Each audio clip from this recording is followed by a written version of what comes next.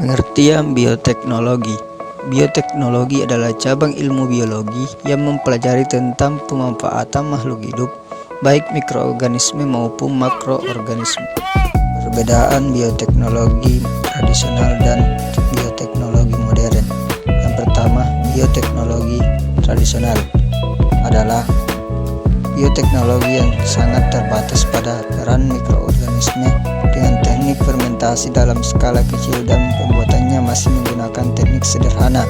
Prinsip dasar bioteknologi konvensional adalah memanfaatkan mikroorganisme. Contoh penerapan bioteknologi dalam kehidupan sehari-hari adalah teknik fermentasi seperti pembuatan tempe, tape, dan kecap. Bioteknologi modern. Bioteknologi modern dikenal dengan teknik yang melibatkan rekayasa genetika sehingga menghasilkan DNA rekombinan dan organisme transgenik yang dapat dimanfaatkan untuk menghasilkan produk yang diinginkan. Berbeda dengan teknologi tradisional, teknologi modern sudah melibatkan peralatan dan teknologi yang canggih.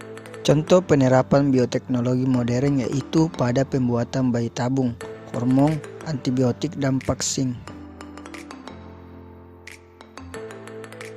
Pengertian nukleotida. Nukleotida adalah senyawa organik yang terdiri dari sebuah nukleosida dan sebuah gugus fosfat.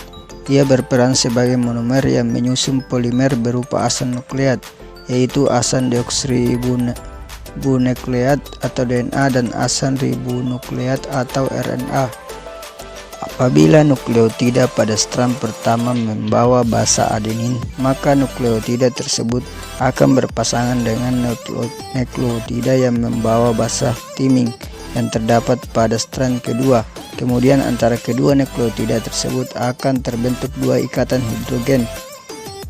Bila nukleotida strand pertama membawa basa citosin, maka nukleotida tersebut akan berpasangan dengan nukleotida yang membawa basa guanin yang terdapat pada strand kedua. Kemudian antara kedua nukleotida tersebut akan terbentuk tiga ikatan hidrogen yang menghubungkan antara basa citosin dengan guanin. Pengertian PCR. PCR adalah suatu metode pemeriksaan yang prinsip kerjanya memperbanyak amplification DNA in vitro secara enzimatis. Penggunaan PCR.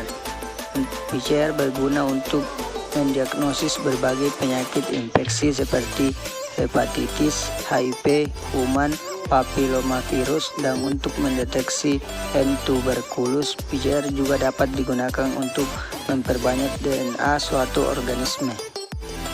Prinsip penggunaan PCR. Teknik PCR adalah memperbanyak bagian spesifik dengan enzim DNA polimerase yang diinisiasi oleh pelekatan primer dengan menghubungkan deoksiribonukleotida trifosfat atau DNTP dalam reaksi formal.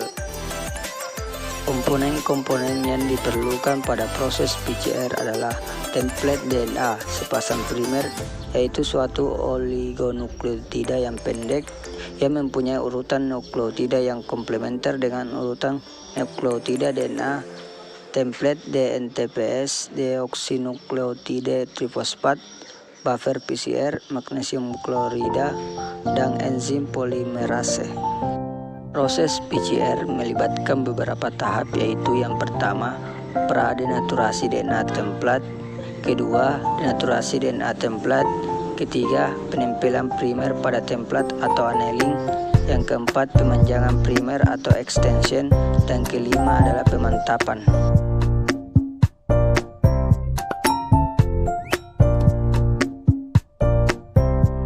Pengertian elektroforesis.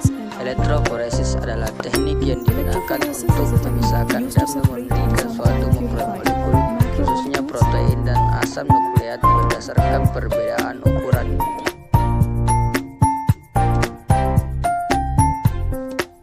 Kegunaan elektroforesis. Secara umum, Elektroforesis digunakan untuk memisahkan, mengidentifikasi, dan memurnikan fragmen DNA. Elektroforesis digunakan juga untuk mengetahui ukuran dan bentuk suatu partikel, baik DNA, RNA, dan protein. Prinsip penggunaan elektroforesis. Yang pertama, ekstraksi enzim.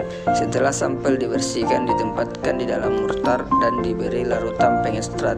Kedua, pembuatan gel pati. Pembuatan gel pati biasanya bermacam-macam, ada yang berasal dari pati kentan dan lain sebagainya.